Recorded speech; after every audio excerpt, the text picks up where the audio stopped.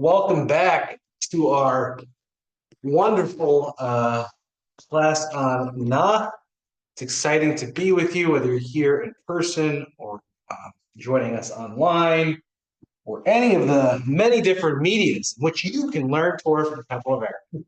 Isn't it amazing? We have got such great technology, whether you're watching on Facebook right now. Look, Torah on Facebook, or podcast, or YouTube, or anything like that. It's just so great to have you here. Isn't it great? Learning Torah. It's a wonderful thing. I got my coffee. I got my water. I think we're ready to start learning here. We are, again, continuing to learn the Nach and specifically the story of Channah and the birth of Samuel. If you remember from the first class, we learned specifically about just the first verse. And I think you should get used to kind of learning like this. I think a lot of times when people learn the Bible, they kind of just read it. You know what I mean? And they just go through it. It's not really the way Jewish scholarship works. We really go verse by verse and really go in depth on each of the verses to try to understand how the rabbis understood these verses, how Jewish interpretation understands these verses. And I think oftentimes many will be surprised about how the rabbis interpret the Tannakh, and a lot of these stories, especially the ones we are very, very knowledgeable of, it sometimes it's very surprising the ways in which the rabbis choose to interpret it. We live in a society that is majority Christian, so we usually, kind of what is in the ethos is the Christian interpretation of those texts, which a lot of times, sometimes is similar to Jewish interpretation, but a lot of times it isn't. And so I think hopefully that's a really interesting piece of this puzzle and something that we're seeing today. Let me begin to share my screen. So we got past the first verse and we learned a lot about Elkanah and sort of who the sages thought he was, whether he was an important person, was he from Ephraim, was he a Kohen? It seems that most people have thought he was Kohen from the priestly class. And that's kind of where we left off sort of our story and what we have learned since last time. So I'm just scrolling through so we can get to where we sort of ended. Okay. Here we go. All right. So the first verse that we're going to be looking at today is the second verse of 1 Samuel 1:2, and specifically when Samuel brings in the narrative brings in the two wives of Elkanah. V'lo shtei nashim shem echad Channah v'shem hasheni Penina v'ayila Penina yeladim l'Channah ein yeladim. So again, I'm going to translate it as I see the Hebrew, although sometimes that might differ from the English translation you see in front of you, but sometimes it won't, depending. Right? So to him, to Elkanah, shtei nashim, there are two women, right? Which generally is the same term used for wives in the Hebrew, in biblical Hebrew. Shem echad Channah, one of their names was Channah. V'shem hasheni Penina, and the second one was named Penina. Vayahilo Penina yeladim. Penina had children. L'Channah ein yeladim. But Channah did not have children, right? Pretty similar to, I think, the way JTS translates. They say the other is Penina. The Torah seems to say the second is Penina. So I think the second is different than the other. We'll see if that comes into play depending on the commentaries so far. So any comments on this verse before we jump into the commentaries on this and sort of the commentary tradition on this verse? Is there a link between Hannah or maybe Penina and Hagar? You mean as being second wives? Second wives who, are fertile. Yeah, I think we're going to explore it today, right? Why does Elkanah have two wives, right? Was it, you didn't have to only have a second wife because, your first wife was not able to bear children. At this time, it was permitted to marry multiple wives. We've seen, David had multiple wives. Samuel had Solomon's going to have multiple wives. Many, wealthy people had multiple wives. So it wasn't unusual necessarily to have multiple wives. We only stopped being able to marry multiple wives in medieval times really following the Christian world because of that. You used to be able to have as many wives as you could afford, right? As many you could pay for, and support, right? So regardless, that's going to be something that we're thinking about. Is this a similar situation to Hagar or not? Where does Penina come from? Why is there two wives? And sort of what's going on here. Just something important to know. Channah means chen.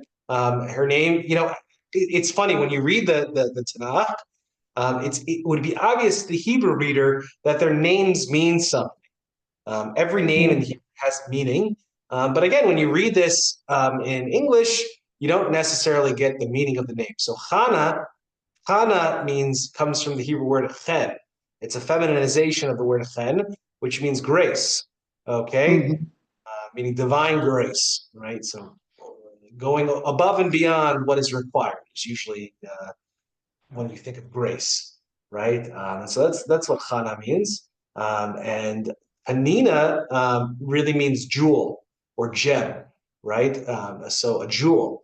I think it's good to keep in the back of our mind when we're reading this, sort of what their names have to do with who they are and how they behave in their story, right? It's going to be really important. I think we are going to be able to draw connections to their narrative and to what they do and the semantic meaning of their names.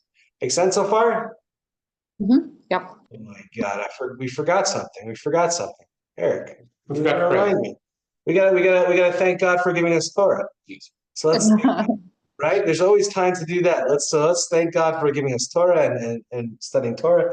Baruch atah Adonai Eloheinu melech haolam asher k'neshama tzitav v'tzivanu la'asok b'divrei Torah. Thank you. All right, let's keep going then. So that's all we have so far. Obviously, I think all of us are wondering sort of what is the relationship between these two wives? What is the relationship to Elkanah? We already know from a Talmudic context that every time that a man has two wives, literally the name that the Talmud has for the second wife is called Sarah. Her relationship to the other wife is a Sarah, right? And not Sarah, but Sarah. What does that sound like? Surus. Surus. It is. It's the same word, right? Okay. For the other woman, it's considered a Sarah, right? It's considered suffering. So you already see the way the Talmud already thinks about this other wife. And look, I think we say all the time that during Rabbeinu Gershom and the Tannakh of Rabbeinu Gershom in the medieval ages, and they were following the Christians who did this. But I think there was always sort of a feeling, at least within Rabbinic Judaism, I see that multiple wives cause more pain than their one.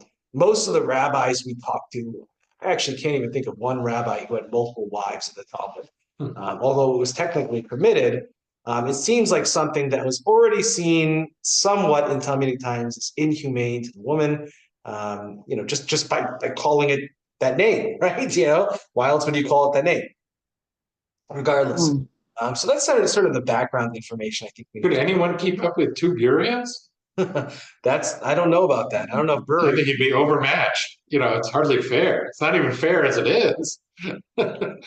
It's true. That's lots of Jewish women, lots of strong women. So regardless, let's keep moving. So I didn't include Rashi. I didn't include Musa David here. But I did include the Malbim, and really I didn't include them because I don't think they said something that's mind blowing or interesting. Now the Malbim has not been translated into English yet, so I did not take the time to translate it beforehand, so I will translate it for you as we sit here. So I'm sorry about that. That will happen that just will happen because I need to give myself freedom to bring from a lot of different places. And oftentimes when I have to translate every source that I bring, what you end up getting is a lot of sources that have already been translated into English because I don't want to take time to translate and write up everything. So I know it must be sort of hard to bring these sources without a translation, but if you listen carefully, I think I translated in a way that you can orally that you can understand what it is. So just listen carefully, especially if you don't decode Hebrew yet. So This is Malbim. Malbim is I'm sorry, it's on the. You can look up there, but it's also on the. Should be. Is it that? This one, yeah. Okay, thank you. So Malbim is what is Malbim? I don't want to mess with my phone. Mayor. I know his first name is Mayor Label. Oh, no, not Mayor. Mayor Labish. My name is Mayor Label. And he was a rabbi actually from much later time, from the early 1800s. So much later after Rashi. He had seen Rashi. He at least seen his commentaries, Rashi, Radak, all the major commentaries, Matsuda. He had all of them. But he really felt like more was needed, and I find him to be very juicy commentator. Many people's favorite commentator on Nach. So let's take a look at what he has to say about this. But mashallah mar shnehem beheyah shem achat kamishpat lashon more shenasa et Channah kodem b'haita tchila achat b'niswei. Right. So it says, he writes, in the fact that the way the Hebrew is written, that the two of them are not written with beheyah yidua, meaning what it would usually say when it was it wouldn't just say it would usually say Elkanah had two wives and their name were Channah and Penina. Instead it says Elkanah had two wives, one was named Channah and the other was named Penina, right? So that's what the Malbim seems to be noting, is that the text really separates the two one from the other, right? And really feels the need to tell each of their narratives separately. And you actually see that, I think, very well in the verse itself, right? First, he had two wives, one named Hannah and the other Chanina, right? And again, that's not that's the JPS translation. The Hebrew is Shem Achat Channah, one of their name is Channah, and the second person's name is Penina, right? So you see here separated, and you see that pattern sort of continue through the Hebrew and also in the English. Penina had children, but Hannah did not have children, right?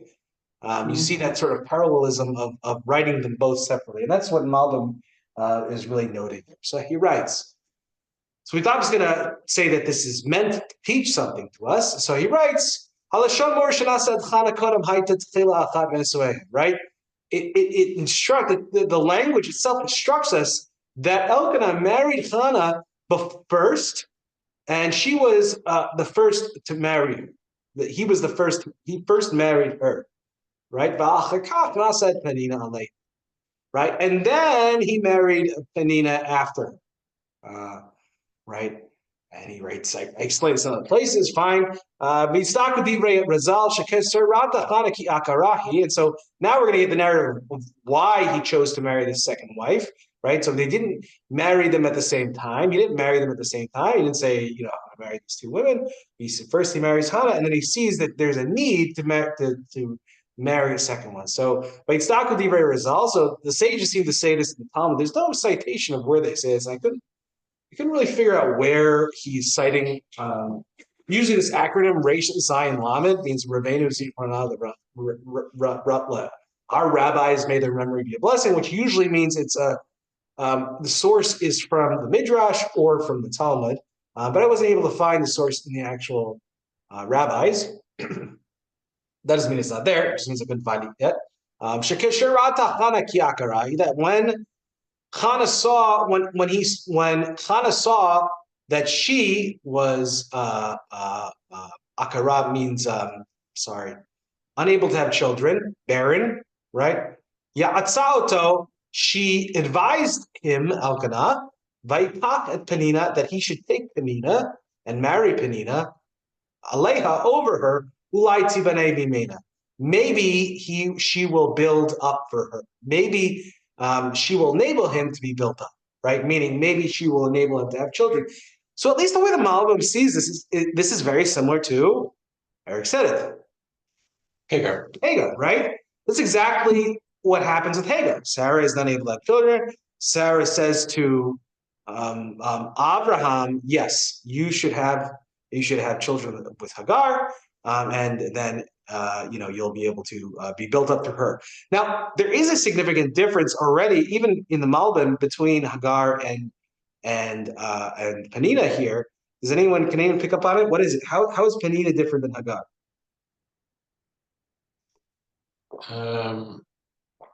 What's suggested?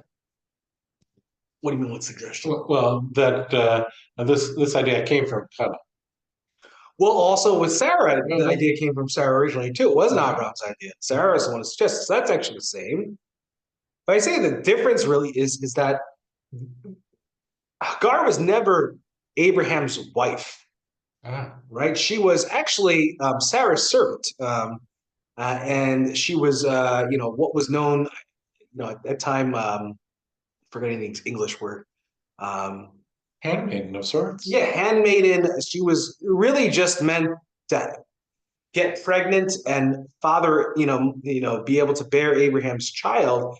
But there was no marriage relationship, right? There was no. Here, the language is specific, lakakota, which really means to take her, but in biblical Hebrew means to marry her. Okay, that it wasn't just that kind of suggested that he, have a child through somebody else, but that he married somebody else. Now, it could have been obvious to, it could have been, who knows what Malbim thinks. He doesn't seem to say here. Um, was Channah intimidating to Elkanah to say, you should divorce me and marry her because I'm not worth it anymore, right? It's not worth being married to me anymore because I can't have children, right? We know people who are feeling really upset about their situation can sometimes say destructive things like that. So maybe she said that. But regardless, I think there's a different sort of jealousy relationship when both partners are of equal status and they're both married to the male partner. Right? That's going to be a little bit different. So I think it's something important to keep in mind. So let's keep reading the Malbim. Just finish the Malbim here. And he even says, "Kamosha asked Sarah Hagar," right? Just like Sarah did with Hagar, just to answer Eric Lippman's question. Radza lomar koza haya lefanina yeldim hagam shayit mumtlar benesuaya lachanayin yeldim gama chanesuay fene.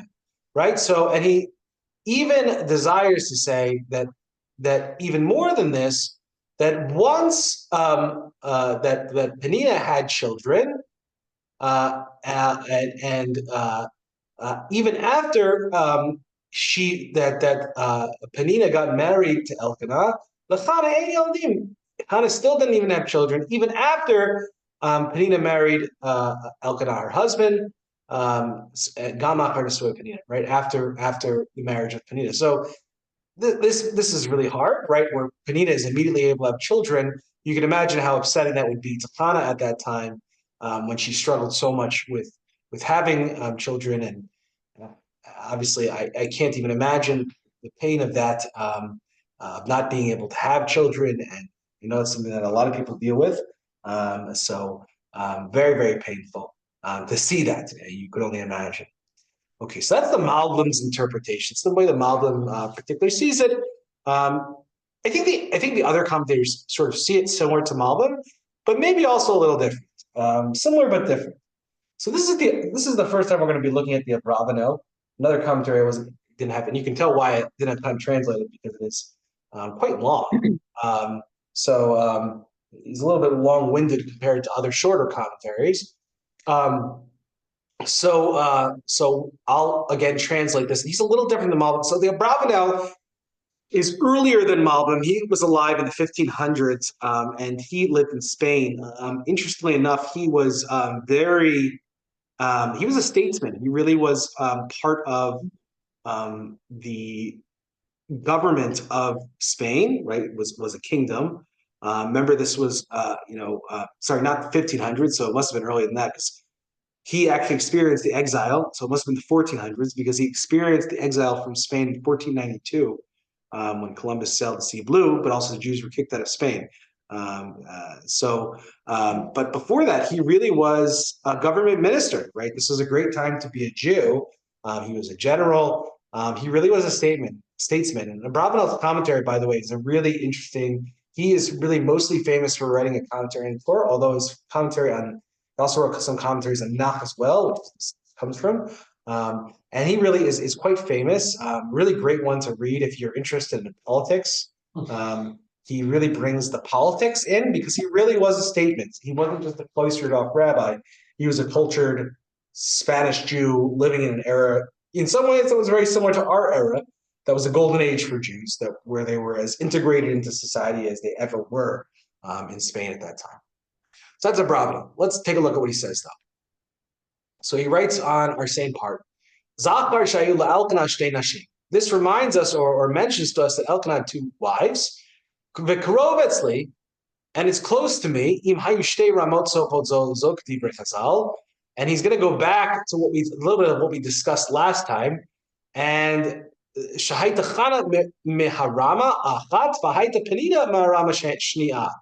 right, he actually says, remember that it said that Elkanah was from Ramatayim, which Abravanel and most commentators means to say there are at least 2 hills, right? It's a place where there are 2 hills. Well, he's saying the reason that they said that was specifically because Penina is from one of those hills and Channah is from the other hill.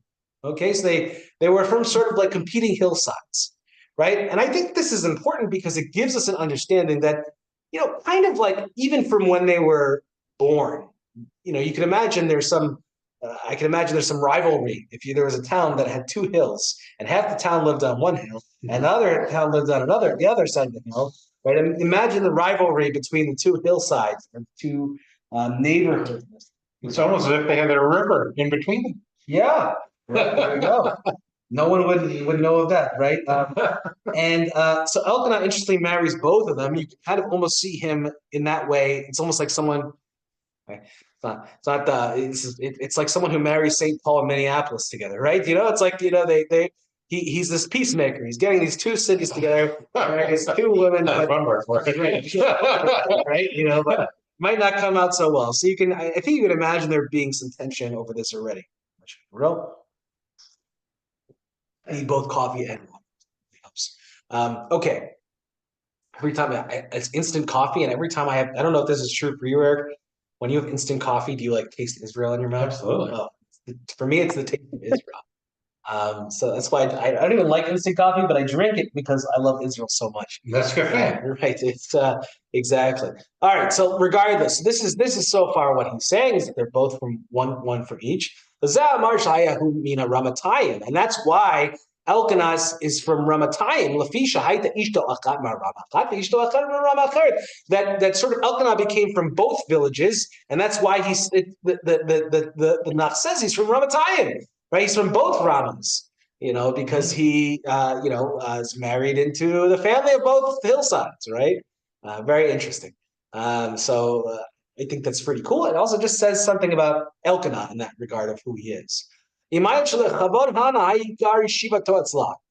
then it says, because of the kavod of Channah, in order to honor Channah, he made his essential or his main residence near her, right? So in her Ramah, in her hill. And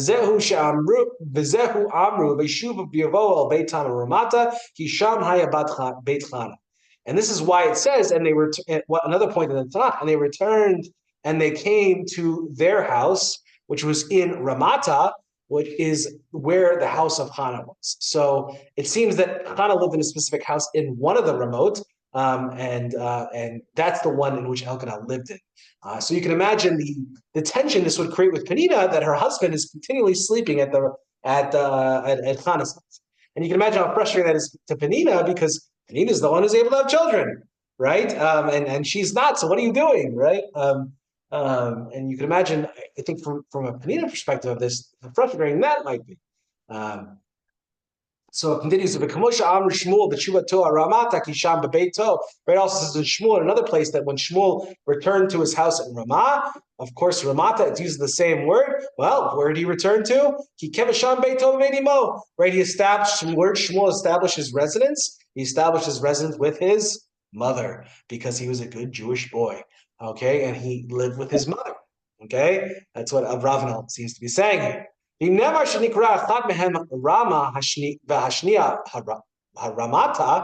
That one of them was called Rama, and the other one was called Ramata. A little bit different, but similar. And so it seems that Penina's house was in Rama, and Channah's house was in Ramata. Okay, it's like Beitar and Beitar elite, right? Right? So in Israel they do this all the time. Okay, so Lazal Mar Shai Beito Shel Elkanah B'Shel Shmuel Gam Ten B'Yichud B'Ramata V'Lo B'Ramah. So specifically, that Elkanah and Shmuel's home was specifically in Ramata and not in Ramah because he lived with Channah. V'Amru V'Yilu Penina Yeladim L'Chana Ein Yeladim Perishim Farshim Shaita Hine Achara. I'm sorry, Shahaita Chana Akara. And they said that according to our commentaries that Penina had children and Channah didn't have children, which our commentaries explain to mean that Channah was barren. If that was the case, this is difficult for me because why does the text not specifically say that she was barren? The word akara, right, which means barren, right? And for example, it says this in other places. Specifically with Sarah, it didn't just say she didn't have children; it said she was barren and she wasn't able to have children. So the Torah felt it necessary in the book of Genesis, when talking about Sarah, to say not only did she was not able to have children, but she was also barren.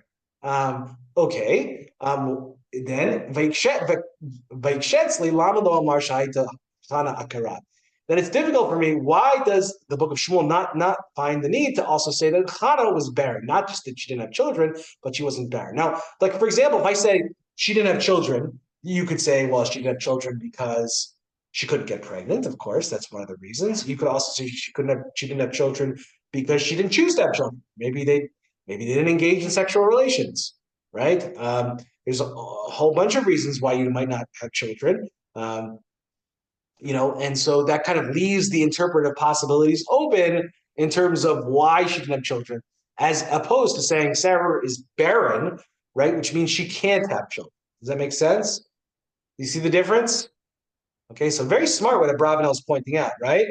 Pretty cool, right? Yeah. I think that's just, again, the power of observation analysis of these rabbis is really something spectacular. So he solves the problem by saying, I think that Hannah was not barren in her nature. So what he's saying is that there's biologically where you're naturally barren, and then there's the time when it's a miracle, right? Where God is specifically stopping you from having children, right? And so he's saying that Hannah, unlike Sarah, wasn't naturally sort of from birth not able to have children. And so, but according to her composition and her makeup, right, what we would call her biology, right, it was appropriate for her to have children. She could have children. She had everything she needed. Right, havlada, right, so that God it was God's will, therefore, to do sort of a miracle and prevent her from having children. So it was actually God's will in a much more specific way that at least temporarily Channah wouldn't be able to have children, right? Makes sense so far? Yeah. That's a very different story than saying, okay, this person has a sickness, this person has sort of, a problem, a biological issue that makes it so it's impossible for them to have children, versus God makes your body possible to have children. It's appropriate for your body to have children, but God is doing some miracle that at least temporarily you can't have children. That's a different story. Okay? Makes sense so far? Yeah. You understand how Abravanel's getting there, because the text doesn't specifically say she was barren, just say she doesn't have kids, right? So what does Abravanel assume then? Okay, so then he keeps going. He says, therefore it says that Channah didn't have children, and it did not say that she was barren. And that's why it says after this, it'll say after this, that God closed her womb. Okay, right?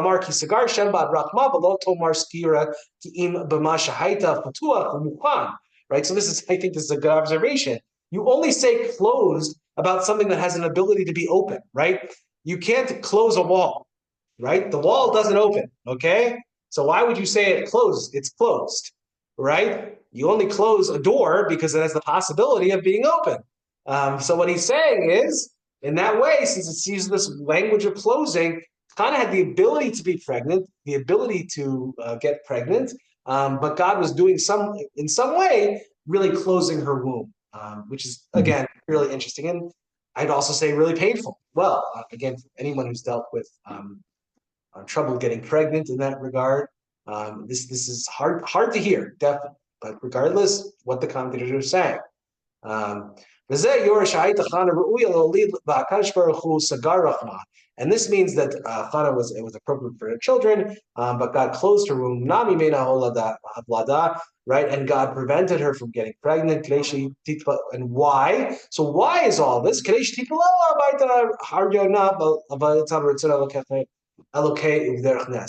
Right? And specifically, so that Channah would pray to God about being not able to have children, and get pregnant specifically in this sort of miraculous way for her asking for children.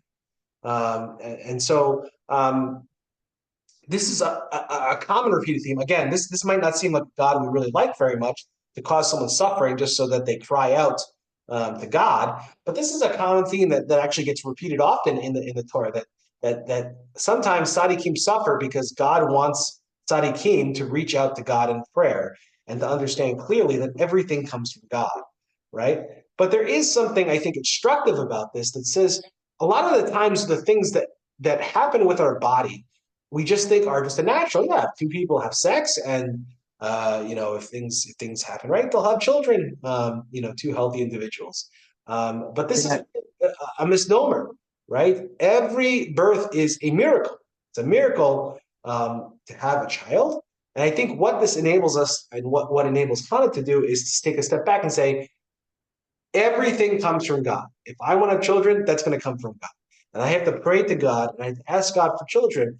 And I think it gives us, it's sort of, Abravanel's commentary here and his ideas and his interpretation, I think helps us understand why Shmuel might have been so holy. He was sort of like a miracle, right?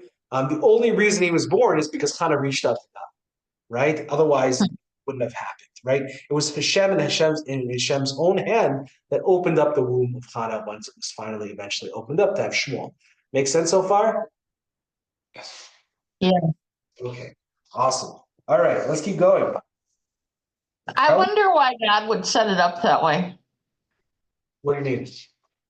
I mean, I wonder why God would set it up that it was so that ends up being part of the story. Like, what was the point of that? She's going to teach us how to pray. Right? So that's Yeah, you're right. You're right. Yeah, I think that's true. She does become like sort of the model of prayer. So it's really the rabbis sort of use her as the model of how one should pray. So look, I think that's important in itself.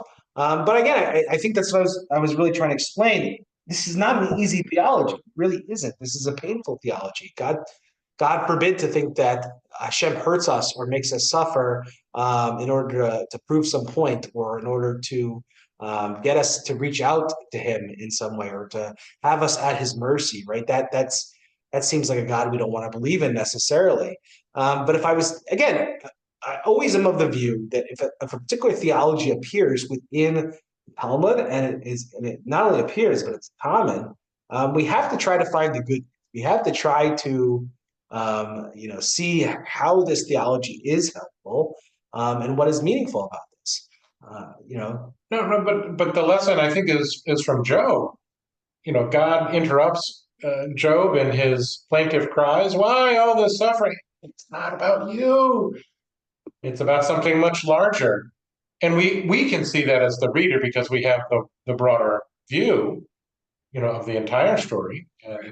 But when you're suffering of things that you think are unjust, and the way the order in which God is granting wishes, that can be really hard. And so I think she's clearly a model for longing of the human heart. Yes, 100%, 100%.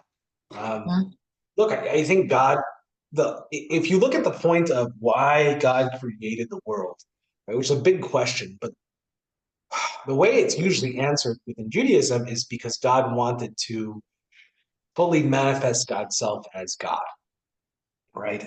And what this really comes out of Kabbalah, it comes out of Arizal, but something I believe with my heart, and I really believe to be true in my own faith, is that the reason that God created the world is to manifest God's self. And what do I mean by that?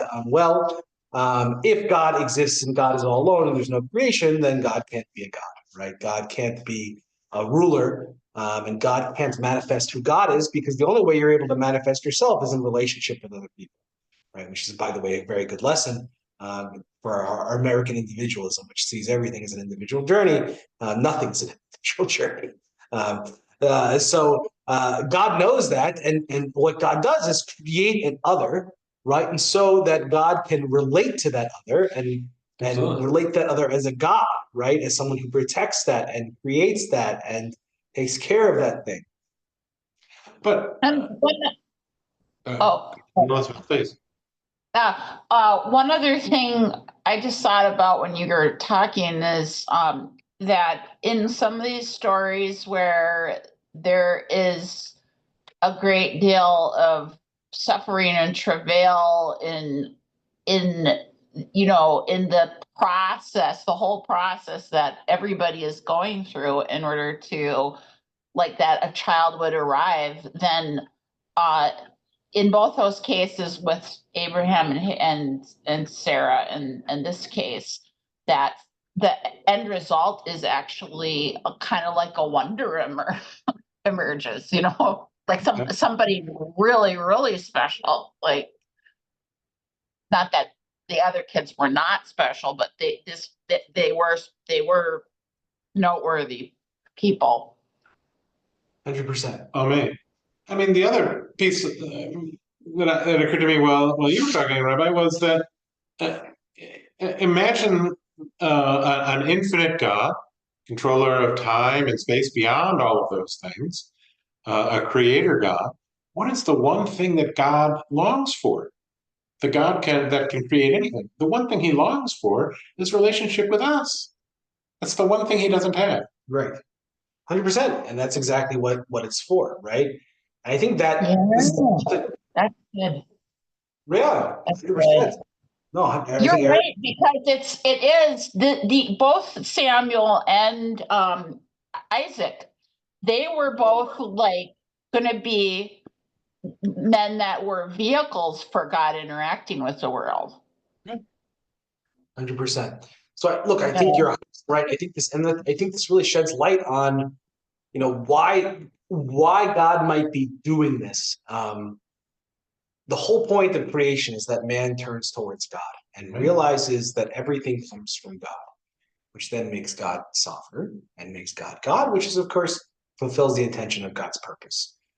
So I think that's why this comes about. It doesn't fully solve the problem of, like, we're there suffering in order for God to manifest God's self. Is that really fair? I don't know. But regardless, I think there is something deep in that. If you, again, see what is the purpose of life, what is the purpose of existing, is to relate to the divine, is to relate to what is beyond oneself, then suffering is a small fare to pay, I would say, in that regard. Oh, man. And the hardest part of suffering, I don't know, was certainly the hardest part of my cancer journey, was I didn't know for what purpose God wanted. I'm sure that there was a purpose in there, and that I was to grow and develop and be for other people.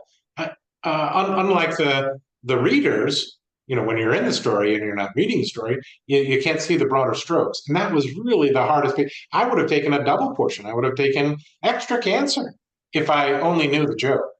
And the hardest part about it was... Is that true, though? That's absolutely true. I would have totally signed up. Double the portion, double the chemo, triple the surgeries. Just let me know what you want to accomplish.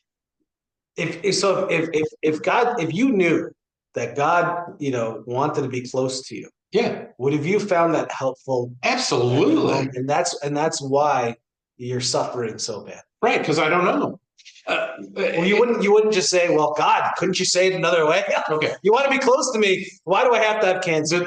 This might get me kicked out of out of class, but I'm not going to kick you out of class. Okay. So here's a different tradition. I watched the Chosen series. They're now a movie. Right. Okay.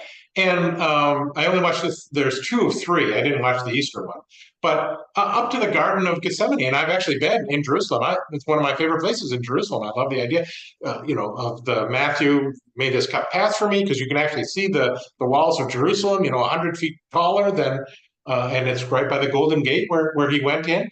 But the thing that I didn't like about the movie that I totally didn't get was if you know what the future is, why is that hard at all? I mean, the Via Dolorosa and all of the cattails and all of the sufferings of the Stations of the Cross, man, who wouldn't sign up to save humanity? I mean, that's the thing I don't get. You know, their whole I think tradition. there'd be a lot of people, but regardless, yeah, I think you make a I really don't good. know. I think you would certainly, if you knew that if you could forgive sin for everybody, you'd be like, where do I sign? I hope I would. Absolutely, Again, I hope right I to would. the front, and it seemed unremarkable. Right, right. Jesus is a mensch, I assume. I think we could probably get some people on. We'd probably say to you, yeah, God, you can keep your cancer. It's okay. We don't need to be as close as wanted, you know? I think you could probably get some people, but look, you're saying I'm not, you're someone who's dealt with this. I haven't, thank God. No, I know it's horrible. I wouldn't wish it on an enemy, but what I'm telling you is the hardest part is not knowing the significance for what purpose this is. Right. And having that faith. You have to have faith that this is going to come to some good in the end. Right. So this really is actually, I would say, a helpful theology for someone who's suffering. Will I try it out at the hospital? When someone say, you're so sick because God really wants to hear you pray. It's like God forbid that you hurt your child and you pinch them so that you can hear them cry out for your help. Like it's like there's something that's hard about it, but maybe for the sufferer or the self, there's something. When Hadassah trips and skins her knee, and you're holding back beyond the lattice work, you're just going to let her right herself because you can see the broader picture. If she, calms herself, rights herself, maybe brushes off the skinned knee, maybe gets herself a Band-Aid, she's a better Hadassah, and it's hard as a parent, absolutely. I'm not going to push Hadassah down. No. Just to see her do that, right? That would be a bad parent. That'd actually be a pretty narcissistic parent, right? Yeah, no, and again, I guess I default back to Joe, which is not everything's about you. Sometimes you're just in the stream here. Right. Well, I think don't know. Yeah. I don't know if it was one or both of you, but I know the rabbi said that, and I don't know if you said it first, the fellow on the right, I forget your name. I'm Eric. Sorry. Eric, did you say? Eric. Yeah, Eric, okay. Alec, don't call me Alec. But the rabbi said, God suffers to bring forth. And I just have never related that to these stories before, that what the woman is going through could be an indicator, reflection of what God goes through on some level in bringing forth something into the world that he wants. Right. Possible. Yeah. All right. I think this is a good place to end. Sorry. It seems like we're going at the speed of one verse per class, which is very Jewish of us. It doesn't really make sense to spend 10 minutes on just one other verse. But look, I hope you like this. I hope you're enjoying this. Oh, man. Yeah. This is the way to do it. To really go in and to really to push ourselves over the verses, to really try to understand what they mean and what the theology is behind them and what it's trying to communicate to us. This is the Jewish way. I really think it's very, very important. And again, I just don't think you get to do this very often in other places. If you're reading Tannakh alone or by yourself, and you're just kind of reading a nice story or reading the Haftorah, you don't get to have this experience. So thank you again for joining us, everybody. Can we tell your viewers a pledge, which is that we promise to let you speak next time? What? Me? I spoke so much here, please. Anyway, well, please do come back next week. It'll be Thursday at 3 p.m. Hopefully, with God's blessing, that we're able to have this class again. Please tell your friends, tell everybody, come in person. Eric gets lonely, okay? Come on Zoom. Liz gets lonely, okay? Or just watch on Facebook, or just follow us on podcasts or YouTube or what have you. It's all great, and we just love being able to learn with you. If you have any comments or questions, you can always reach out to me at rmr@templeofaaron.org, and we can continue this nice conversation about Nach we are having. Please have a good week, everybody. Enjoy the nice weather. Amen. Bye now.